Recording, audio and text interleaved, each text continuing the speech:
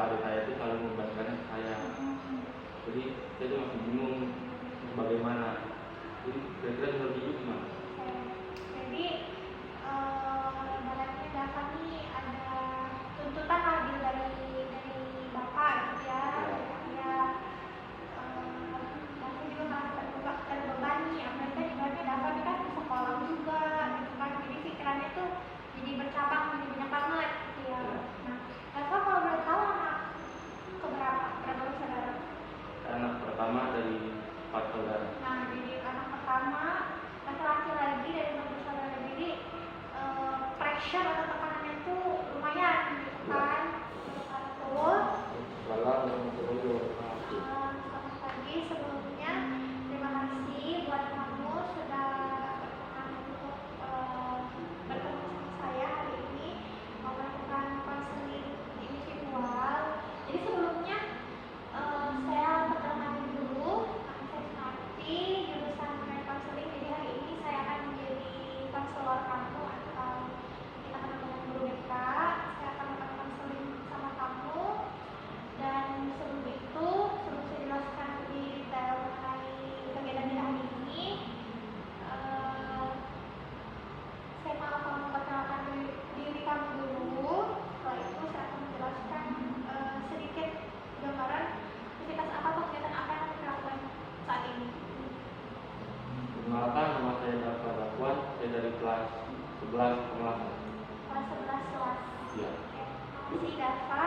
Nah, jadi hari ini itu kita akan melakukan konseling. Dava sebelumnya pernah melakukan konseling nggak? Belum pernah ya. Jadi konseling itu adalah proses memberikan bantuan kepada siswa, konseling gitu kan, yang dimana tujuannya untuk menyelesaikan atau mengatasi masalah yang nanti kedepannya next saya Dava nanti ada mendapatkan problem yang sama gitu kan, Dava sudah bisa tahu nih cara menyelesaikan masalahnya secara sendiri atau mandiri, ataupun nanti ada masalah yang mirip ataupun nanti ada masalah-masalah lain, Dava sudah tergambar bagaimana caranya mengerjakan atau menyelesaikan suatu permasalahan. Itu tujuannya konseling. Nah, dalam pelaksanaan konseling ini itu ada namanya aturan dan batasan-batasan. Nah, salah satunya itu adalah waktu, batasan waktu. Jadi kita sepakat waktunya 30 menit kali ya. Jadi kalau sudah lebih dari 20 menit mungkin bisa dicukupkan. Oke. Lalu setelah itu ada namanya asas kerahasiaan, kesukarelawan, dan keterbukaan. Seperti asas kesukarelawan, Dava pasti datang tidak dalam kondisi terpaksa kan?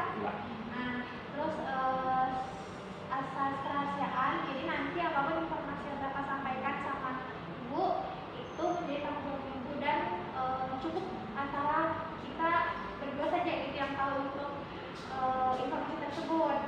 Dan juga setelah asas kerahasiaan, jadi dari asas kerahasiaan itu akan menimbulkan rasa percaya antara sebagai klien atau saya sebagai konselornya, dimana nanti Dava nanti kan pasti tuh orang akan mikir kayak ya aku bisa nggak cerita sama dia masalahku gitu kan, nanti takutnya kalau aku cerita diceritain ke yang lain gitu kan, atau menjadi bahan gunjingan lah gitu. Nah, tapi kalau dalam BK gitu itu adalah satu SOP yang dimana apapun informasi yang sampai ke saya gitu kan, ataupun informasi yang saya sampaikan ke Dava itu yang menjadi tanggung jawab kita masing-masing gitu.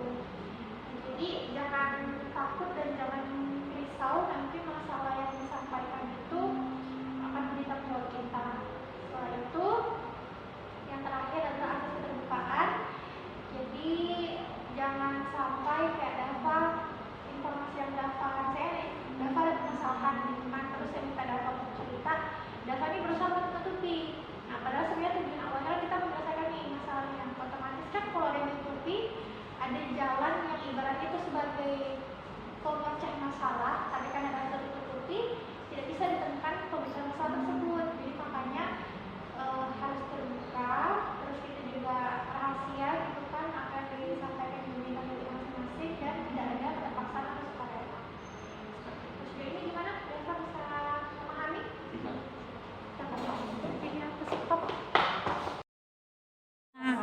Oke, jadi Dava sudah cukup jelas ya tadi penjelasannya tentang kita hari ini mau ngapain, terus aturan-aturannya apa aja, udah mengerti kan? Iya Bu, udah ngerti. Oke, jadi kalau gitu silahkan Dava mau cerita permasalahannya apa?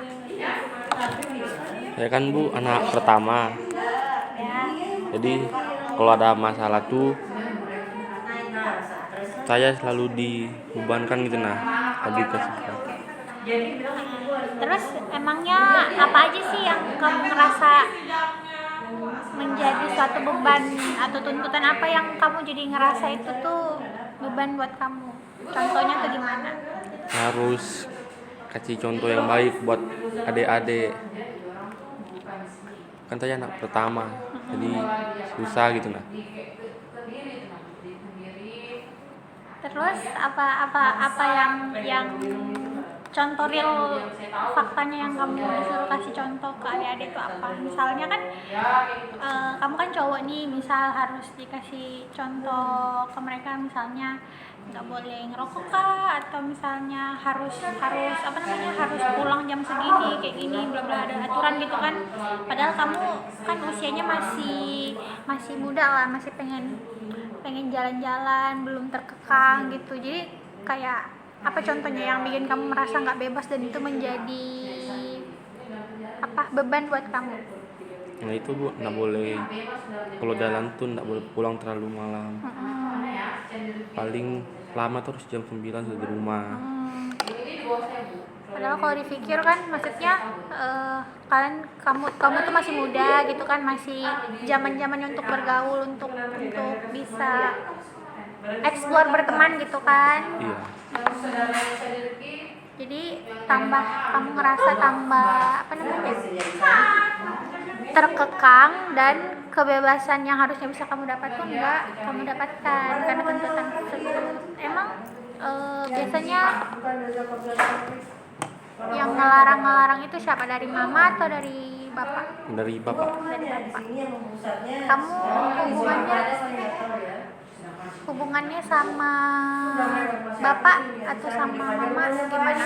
Kalau sama bapak kurang akrab. Kurang akrab. Kalau sama mama akrab kan.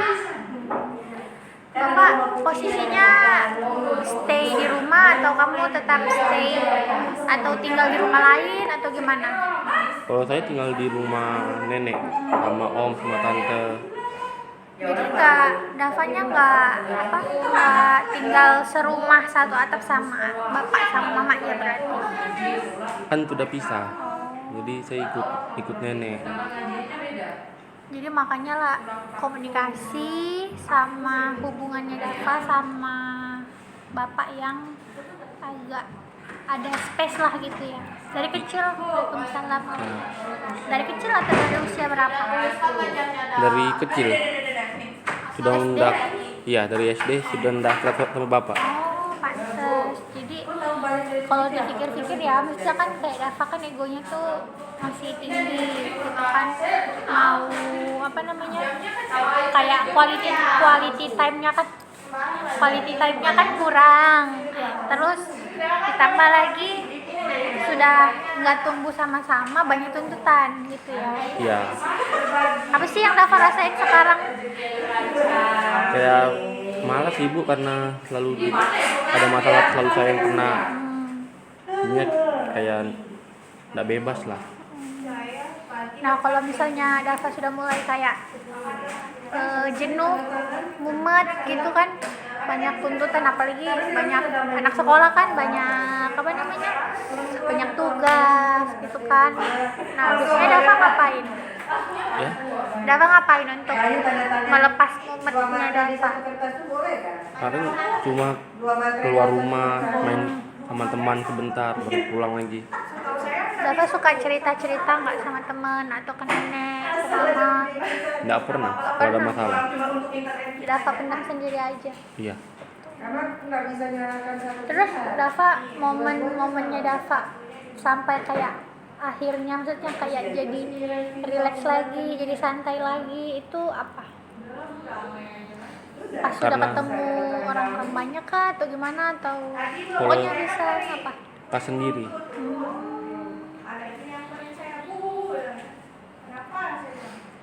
Terus selain itu alternatif yang Dava lakuin kalau sendiri ngapain? Putar lagu kah, nangis kah, atau apa? Biasanya main game sih Bu, sama denger lagu juga. Dengar musik sama main game. Jadi kayak ibaratnya supaya ngelupain gitu ya. Jadi nggak fokusnya teralihkan gara-gara game. Jadi yang ibaratnya beban pikiran tadi jadi teralihkan ke game gitu. Iya begitu.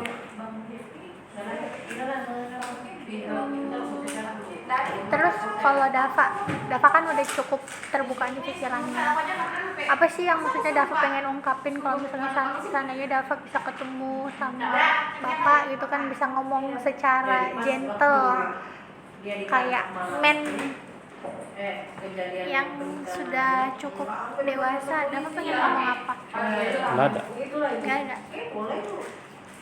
ada. Itu keluh kesahnya Dava gitu. Enggak. Kalau misalnya Dava menyemangatin diri gimana? Mungkin setiap kita bisa berubah atau kita mau bertahan gitu kan. Kadang tuh kita butuh alasan kan. Ya. Nah, cuman kalau orang lain itu nggak bisa jadi alasan kan, alasan paling besar adalah diri kita. Nah, apalah cara Dava nguatin diri Dava sendiri gimana? Ya, alasannya kalau bukan saya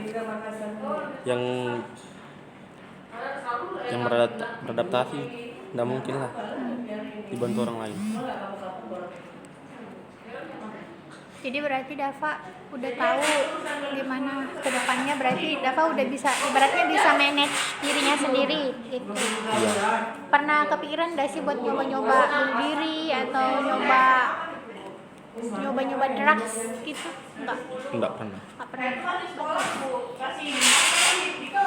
Tadi Dava udah jelasin bahwa kalau kita mau baik itu atau kita mau berubah itu kembali ke diri kita sendiri kan. Iya. Nah, kalau harapannya Dava nih kalau misalnya bisa merencanakan kehidupan ke depannya, kan Dava nanti pasti bakal jadi orang tua. Dava pengen ngebentuk sosok Dava di kedepannya nanti kalau Dava jadi orang tua harusnya seperti apa? Yang tanggung jawab sama keluarganya sendiri. Contohnya yang tanggung jawabnya gimana? Yang kalau ada masalah enggak lari gitu. Lari apa? Lari maraton? Lari dari masalah. Lari estafet? Lari dari masalah. Tuh. Terus apa lagi? Masih cuma tanggung jawab? Belum. Selain itu apa lagi? Sama. Iya Bu. Di kelas ada doang nggak? Yanto yang mana Bu? Yanto yang duduk di mana tuh? Nomor 2 dari belakang. Apa tadi Bu? Panting terus dia ngomong terus korek-korek. Sosok yang pengen kamu bentuk di diri kamu ke depannya gimana? Tanggung jawab, Ah, pekerja keras, rajin lah. Apa? Ya, rajin ibadah juga. ya kan karena basically Dava gitu ya, mesti ini buat sudut pandang kamu aja. Kalau kita nggak punya satu alasan apapun yang besar buat kita nanti semangat, kita jadi bisa bangkit lagi, yaitu diri kita dan kita minta ke Allah gitu kan. Iya. Karena senikmat-nikmatnya atau selega-leganya kita cerita sama orang gitu kan, atau berharap sama manusia, yang paling best tuh atau yang feel-nya paling ngena tuh emang sama Allah, karena nggak bakal bocor, terus nikmat dan leganya tuh luar biasa gitu kan. Iya. Nah, coba deh saya tanya ke Dava, jadi nextnya ke depannya Dava kan kita udah bedah nih masalahnya Dava. Dava mau ke depannya kehidupan Dava itu baik-baik aja. Mulai sekarang apa yang Dava usahain untuk itu? Ya, rajin belajar. Rajin sama belajar. Rajin ibadah. Rajin ibadah. Oke. Silahkan Dava berteman dengan siapa aja, silahkan cari kebahagiaannya Dava, asal itu kita tahu pegangan yang paling basic adalah agama. Jadi kita nggak bisa, kalau kita mau semau-maunya kita hidupnya pasti nggak terarah kan. Jadi makanya ambil baiknya dari setiap orang yang Dava temuin, terus silahkan berteman sama siapa aja, dan jangan terlalu dipikirin atau jadi beban banget loh. Oke? Ya. Sip. Kalau gitu, kalau yang Dava rasain setelah cerita apa nih perubahan yang Dava rasain sebelum sama sesudah cerita? Jadi lebih lega sih, Bu. Jadi lebih lega ya. Kan saya biasanya nggak pernah cerita ke siapapun. Oke, kalau gitu Dava semangat sekolahnya, jaga kesehatan. Ini dijaga ya Dava, Ade juga. Jangan Dava anggap aja tuntutan atau tekanan yang dibebankan ke Dava bisa jadi penguat Dava ke depannya biar jadi orang lebih. Oke? Oke. Terima kasih ya Dava udah mau cerita, udah nyempetin waktu. Selamat menjalani kesehariannya dan semoga sehat dan bahagia. Oke, terima kasih Dava. Ya, Bu, sama-sama.